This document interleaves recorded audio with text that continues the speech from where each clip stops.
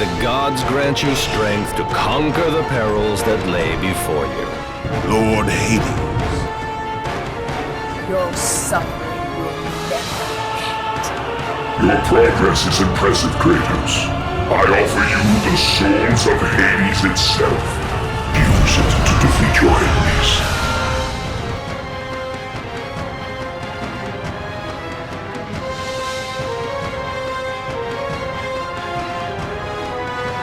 Your brute strength alone will not be enough to destroy Ares. God of War.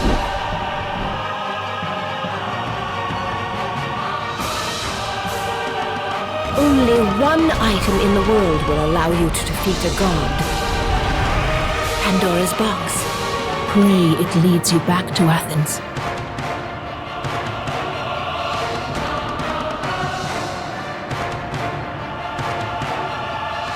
Welcome back to more Let's Play Pandora's Temple. No, of course not. This is the original 2005 God of War, where most of the time we are in Pandora's Temple. Welcome back, everybody. We have cleared the lower levels of the temple, and now we're going to move on to the final big area of this game. In order to open up this area, we're going to have ourselves a little cutscene. So, enjoy.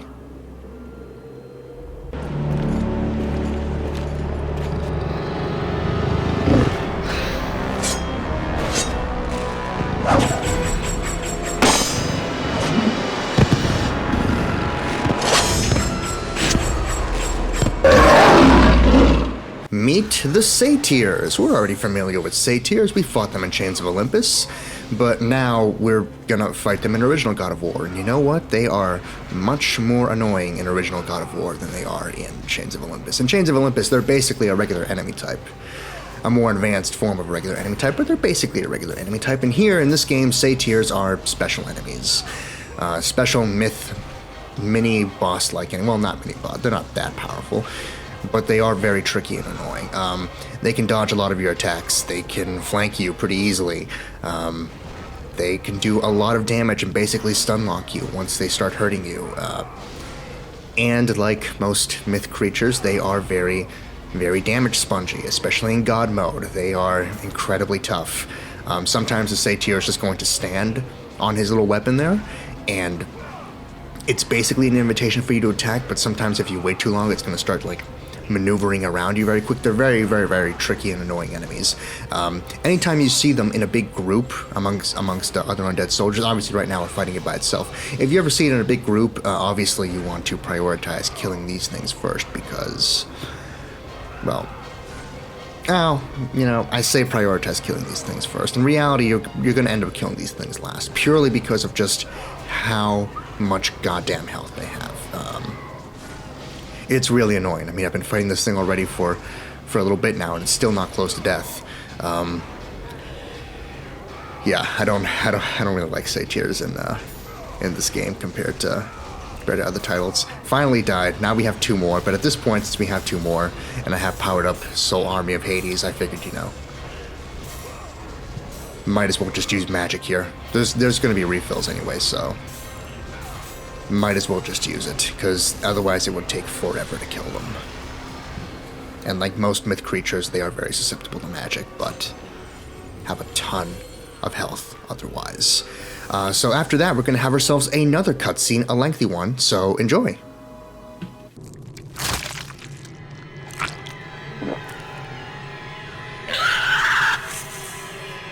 Kratos had been in service to the gods long enough to know the Harpy had been sent as a warning, a reminder from his former master of the decision that had cost Kratos everything. Had it been that long since he'd almost met his end at the hands of the barbarians? That long since he'd traded everything to save himself? Ares!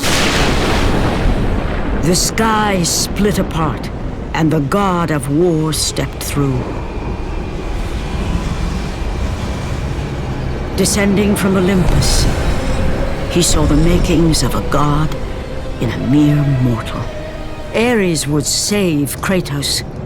He would turn him into the perfect warrior, his servant on Earth. Only a simple pledge of loyalty was required. My life is yours, Ares. From this day, I shall carry forth your will. And his fate was sealed.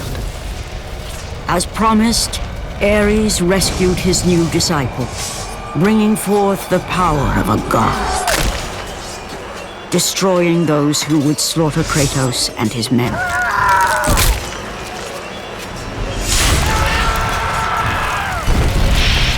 As for Kratos, no mere sword and shield would befit the newest servant of the god of war.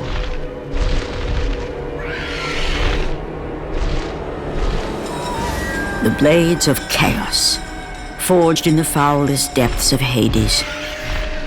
Once attached, the chains remained so, chained and seared to the flesh, a part of the bearer's body, a permanent reminder of Kratos' pledge. In return, ultimate power. The rage of Ares exploded from within. But soon, he would learn the true cost of such power. A cost too high even for Kratos to pay. Wretched beast! I know who it is you serve! Return to your master. Tell the god of war I am his no longer. Tell him he is not safe while I walk the earth. I will find Pandora's box, and I will use it to see him tremble and fall before me. Heavy. All right. Here we go. Continuing on our path through Pandora's temple, we're about to enter the last area of the game. Well, not the last area, the last major giant area of the game, the Cliffs of Madness. In Pathos Verdes' grief, it's possible he just started working on this area, but never actually devised an exit for this place, so... Uh-oh. Pathos Verdes is kind of losing his mind, and we're also seeing the depths of Kratos' rage. Not great. We're gonna be here for a while. The Cliffs of Madness is the game's final giant, wide linear area, and it is by far the most annoying of the wide linear areas of the game because similar to the labyrinth from the previous episode, they don't tell you what it is you're actually supposed to be doing here. And unlike in the labyrinth, where it's a relatively small area, and once you find out what you're supposed to do, it's pretty straightforward. Kill all the enemies. Okay, fine. It's a pretty small area. Just hunt through the labyrinth to find them all. The end. And you get a cutscene once you kill them all, so you know full well that you've done what you're supposed to do. In the Cliffs of Madness, you are similar to the labyrinth. You're basically never told what you're supposed to do until you actually get to the end of the area. And if you get to the end of the area, it's not like this big, giant, obvious door like it was in the labyrinth and the Challenge of Hades.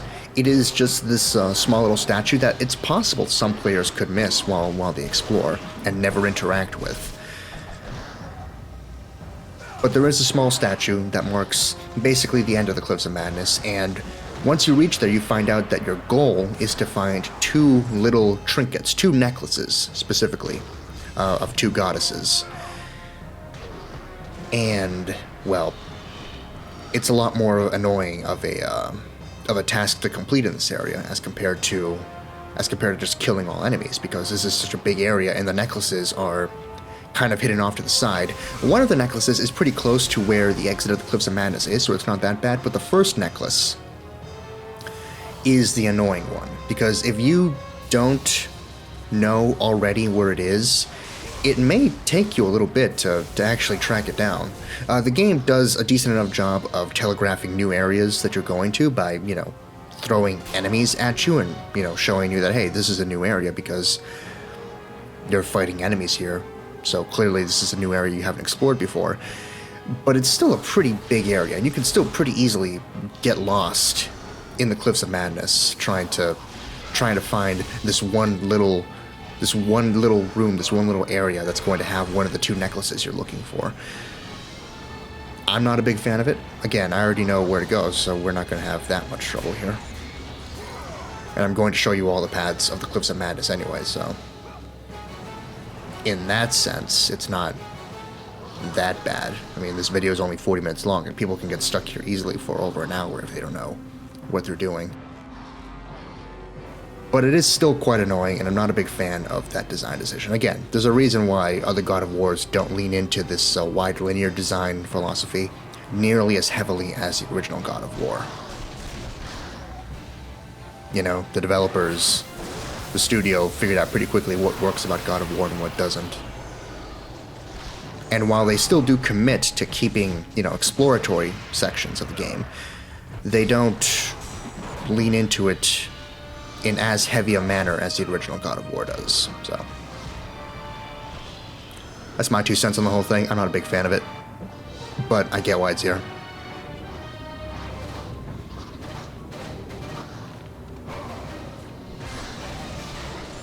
At this point, I'm just speeding back because I've killed all the enemies now, so I want to make sure I restock on my health and magic. Again, always be sure to do that. I spotted this magic chest before. By the way, in the background there, you can actually see Athens burning, so that's a pretty cool detail. And of course, if we go all the way back to the bridge from pre-cutscene times, there's a health chest there. There's another health chest right behind that one where we fought the Satyr too, so that's good to know in case you were ever jonesing for a little extra health. Alright, so at this point, this is when the Cliffs of Madness labyrinth really begins, because now you have the 2 paths that branch off, and now it's time to start exploring, and hopefully you can end up finding what you need to find. And pray you don't find the exit first, because if you find the exit first and then realize that, oh man, oh boy, I was supposed to find stuff to actually open up the exit, then you're gonna be stuck backtracking.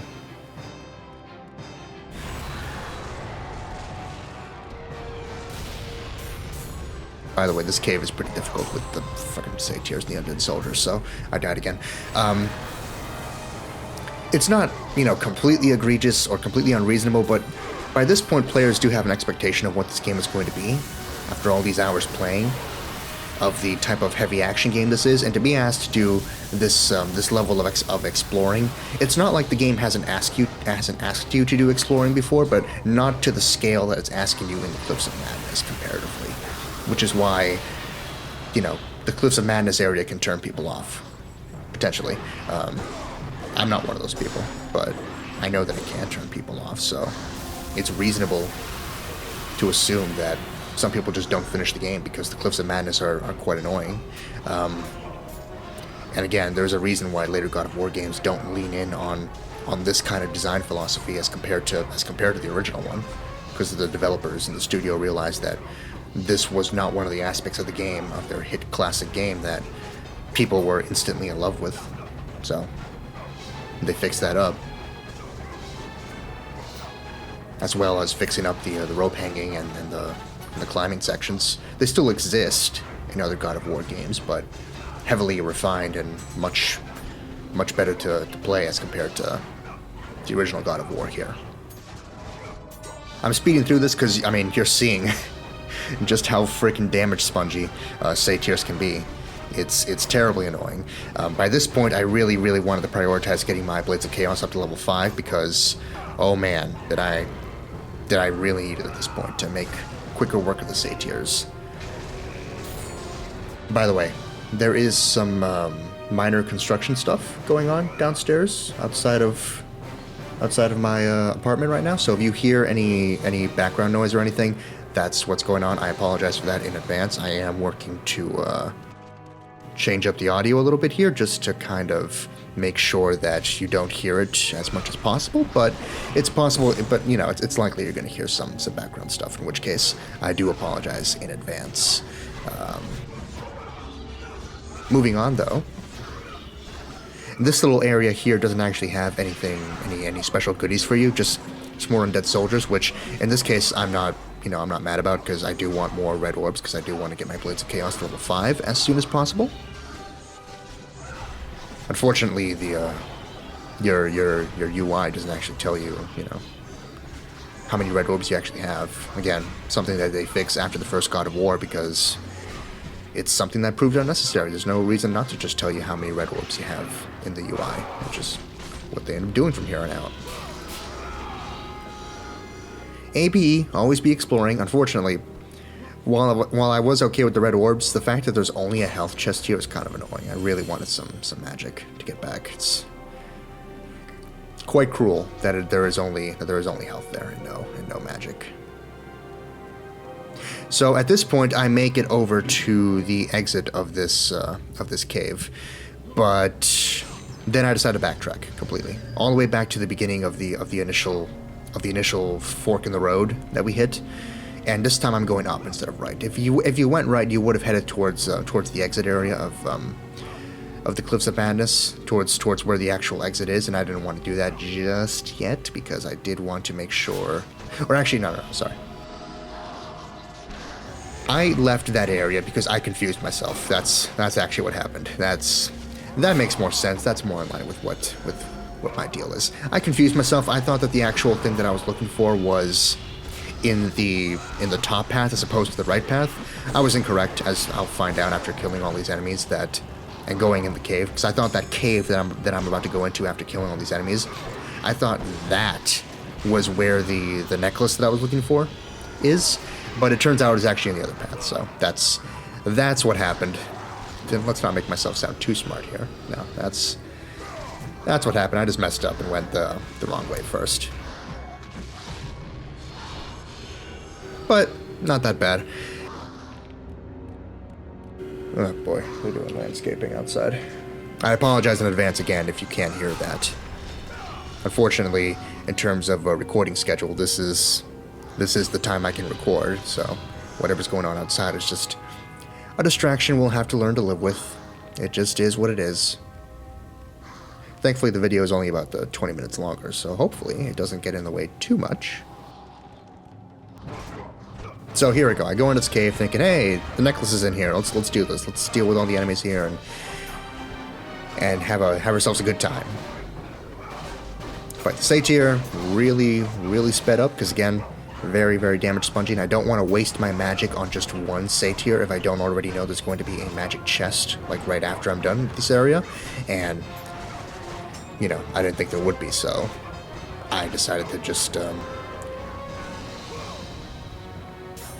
do this instead, the long way, just to ensure that I can keep my magic for later encounters as necessary. And of course another Satyr showed up, and I started realizing that I was in the wrong area, but at this point I've already started fighting the Satyr, so I figured I might as well just finish it. Quite annoying that this was the wrong cave, because that meant that I was just going to have to do a lot of backtracking, which again is the thing that you don't really want to be doing in this area because it's so big and potentially kind of confusing.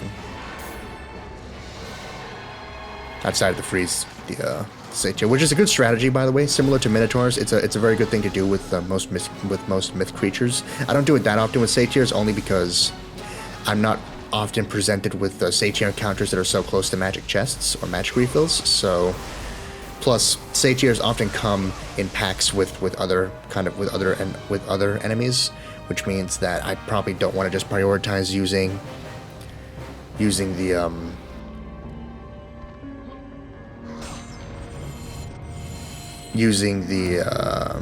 the Medusa's Gates, because I'm probably not going to hit everything, meaning that I'm just going to have to use more wide-range magic to hit all the enemies and do some damage to the Satyrs. And at which point, after I do some damage to the Satyrs, I decide, oh, I can't waste any more magic on them. I'm just going to have to kill them the regular way, which means spending a lot of time actually fighting them. So, anyway, I went the wrong way, made my way back, opened a health chest, made my way back to the cave that I died in before.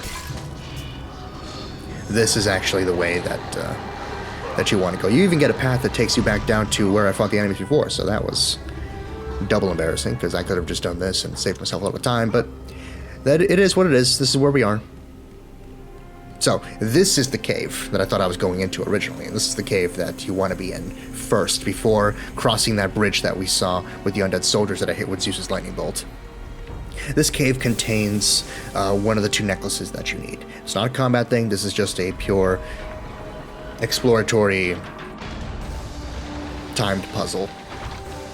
Basically, you gotta get this block over to the platform that we saw earlier, and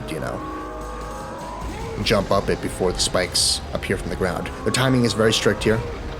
I'm going to die, I believe, 2 times because very, very strict the timing here. So I did a very bad kick there, and now I'm just pushing normally. But at this point, I definitely don't have enough time to. Yeah, I'm dead. The second time was no better. I got less close. Just try to jump, but just died. So 2 more deaths there to that environmental puzzle. Again, very, very strict timing to push this block, but thankfully it's not completely difficult, and you do get a checkpoint right before you start the puzzle, so you can do this as many times as you want until you actually get it right. You want to do 2 full-powered kicks. As so. And then you want to do 1 more risky kick right here. Or no, you don't. You just want to push it. There you go. You just want to get close enough so you can actually climb the ledge. I recorded this footage a long time ago at this point. An entire school semester came and went since I recorded this footage, so it's been a while since I saw it. So if some of my information's a little bit off, I apologize in advance. Regardless, though, this is where one of the necklaces are, the Necklace of Aphrodite. We need 1 more to actually be able to leave the Cliffs of Madness, but this is one of the 2 things that we want to get. And it's the necklace that we want to make sure we absolutely get before crossing that bridge. If we cross that bridge and get to the exit of the Cliffs of Madness and find out that we had to still get the Necklace of Aphrodite, we would have had to backtrack all the way through the caves, possibly fight some enemies. Very, very annoying. So much, much better idea to just get the necklace first before you actually cross the bridge from the other cave.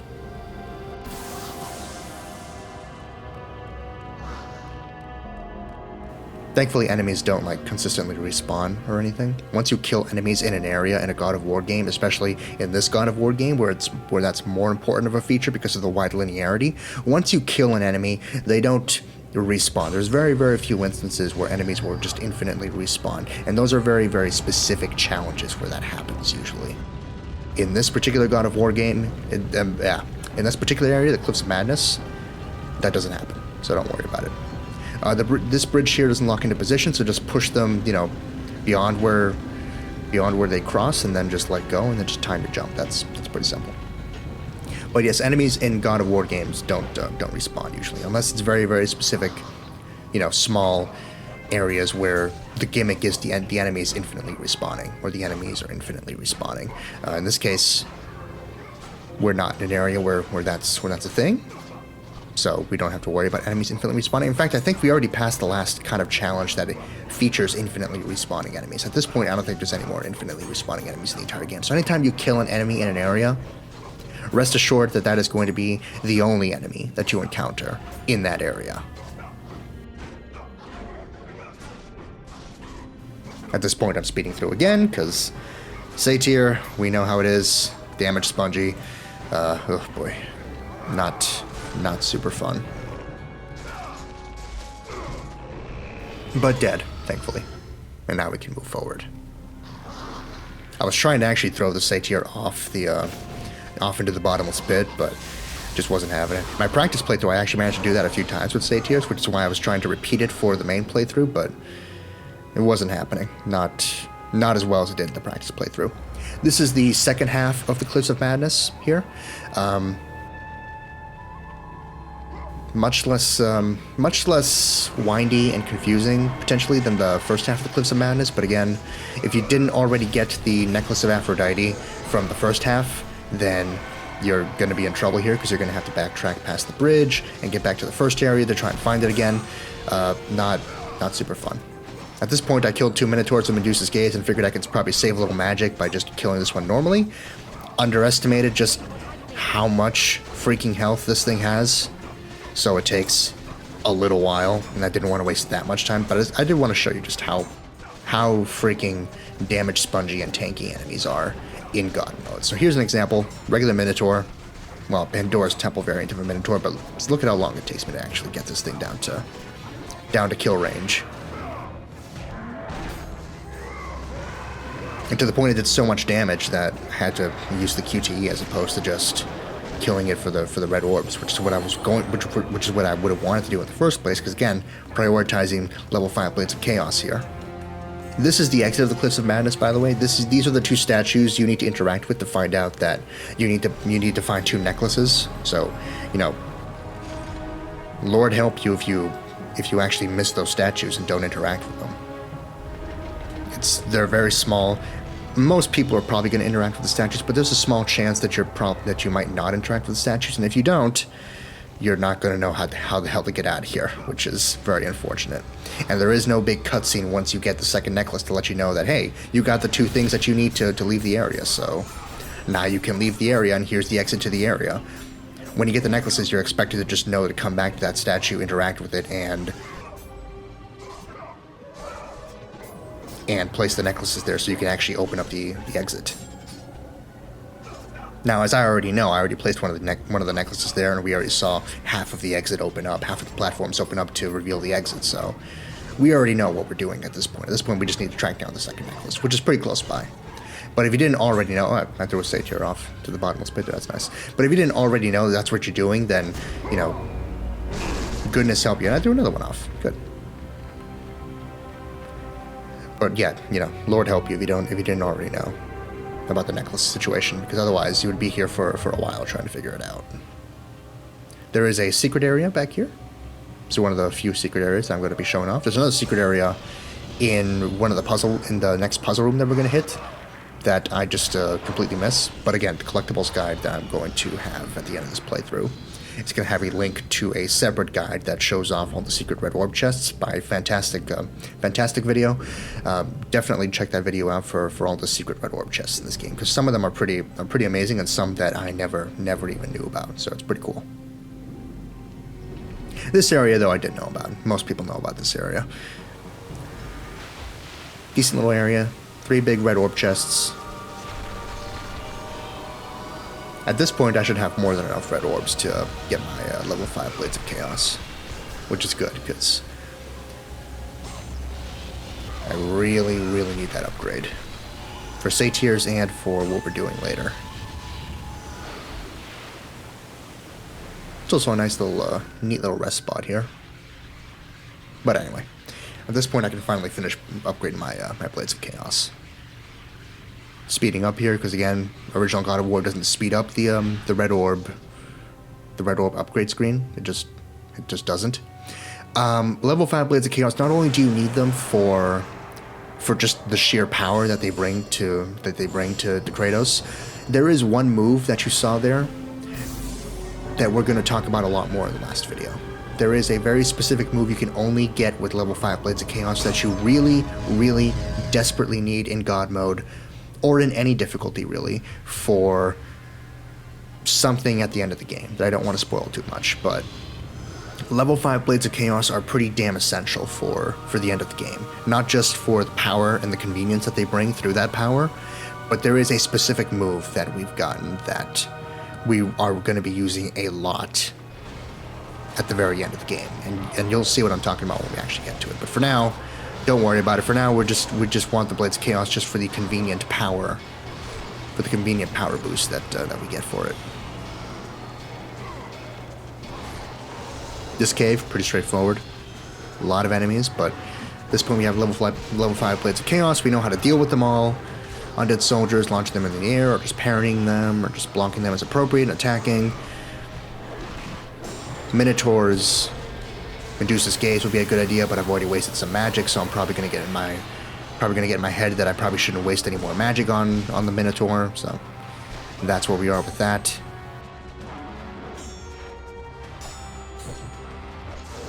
Yeah, used another Poseidon's Rage because there was another undead soldier there.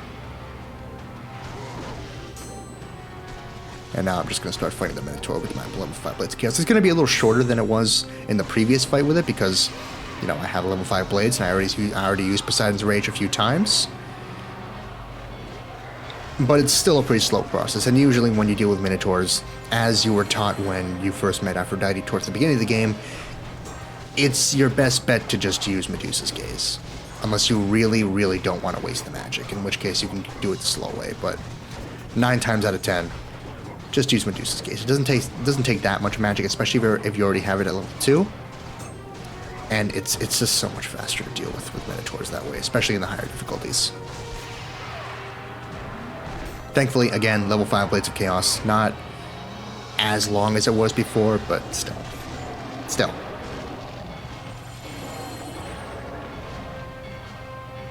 There's going to be one or two more Minotaurs that pop up. One more.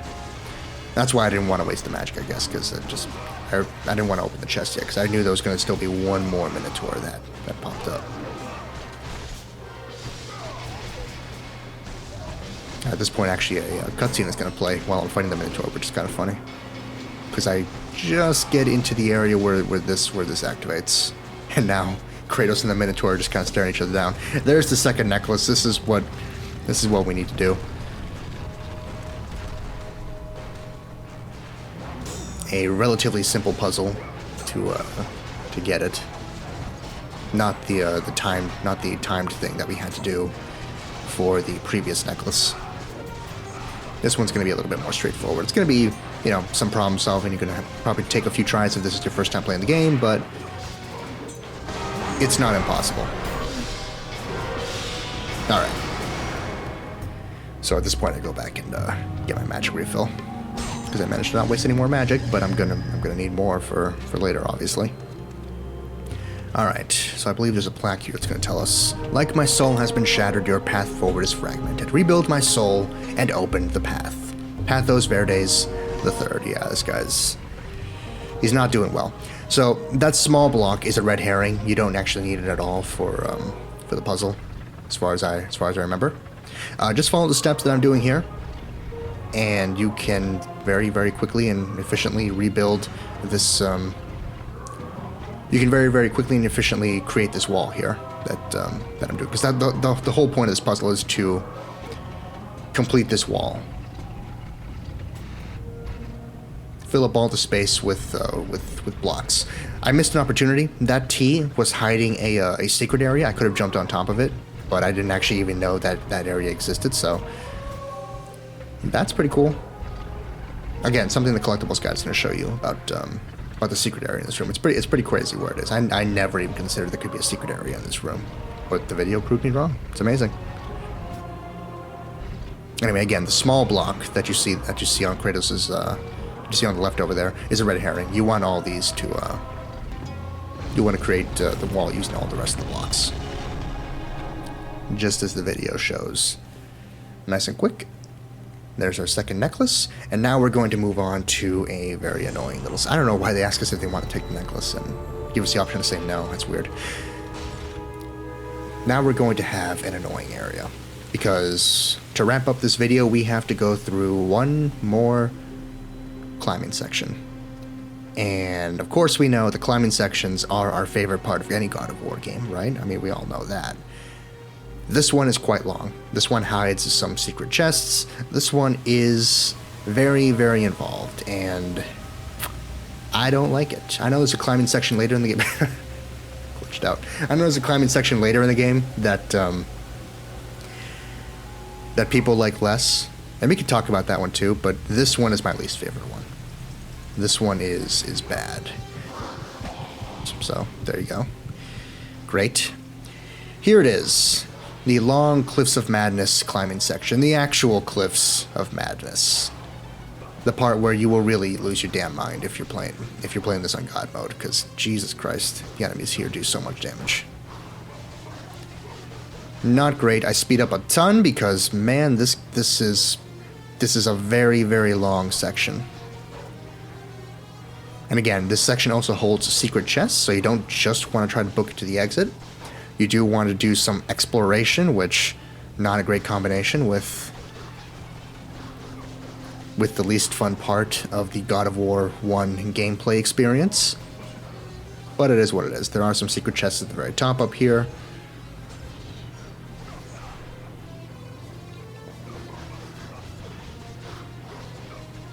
I think there's going to be one more secret chest, actually, if we keep going in the direction that Kratos is going. Yeah. Oh, man. And now we have to backtrack. Because you just gotta love the whole gameplay experience of Cliffs of Madness boiled down into a rock climbing section too. That's great.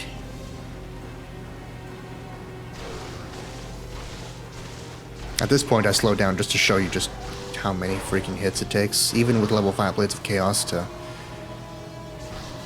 kill one enemy.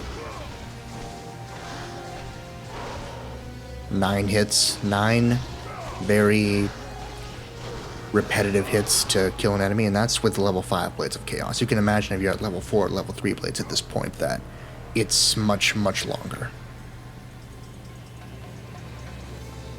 And again, very slow. We don't have that feature where we can just press L1 and just very, very quickly slide down a wall. There's one more secret chest here, so make sure you collect this. We don't have that feature where we can just very, very quickly slide down a wall like we do in other God of War titles. It's just not great. Even sped up, it's not that amazing, but less painful than before. But with that rock climbing section out of the way, we're basically done now. The Cliffs of Madness have been conquered. We now have our second necklace. All we have to do now is just go to the exit. So, yeah. I hope you enjoyed. This was the last long video of the God of War 1 Let's Play. The next video is going to be... The next 2 videos are less than half an hour, and then the video after that is just barely over half an hour, and that video has cutscenes and the credits. So we are getting very, very close to the end of the game at this point. Hope you've been enjoying my ramblings and rumblings, because we're almost done. We're almost done, and we will have marked a big milestone in Kratos' life by the end of this. We'll see, of course, what that is specifically at the end of the game, but of course this is a 2005 game, so I'm sure everybody already knows what the big thing is. Anyway, cutscene to end the video. Hope you all enjoyed. See you all next time. Bye-bye. The path before Kratos was clear, but still, the memories came rushing back, as familiar and permanent as the blades chained to his wrists. Memories of what he'd done in the name of Ares. Memories of how he'd become a servant to the god of war. A beast, his humanity robbed and replaced only with the will to murder. No one was safe. Entire armies fell before Kratos and the soldiers who followed him on his unending path of conquest, all in the name of his master. Those who offered resistance of any kind were dealt with quickly. They've built this temple to offer prayers to Athena! This entire village stands as an affront to Lord Ares! Burn this village! Burn it to the ground!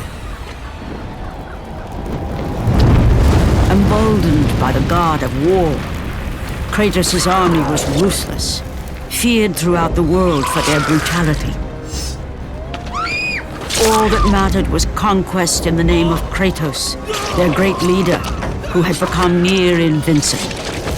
He feared nothing, but there was something about this temple, something forbidden. All his instincts told him he should never cross its threshold, never step inside. Beware, Kratos. The dangers in the temple are greater than you know. But the village oracle's warning fell on deaf ears. His ambition would not be denied. All who opposed him would die.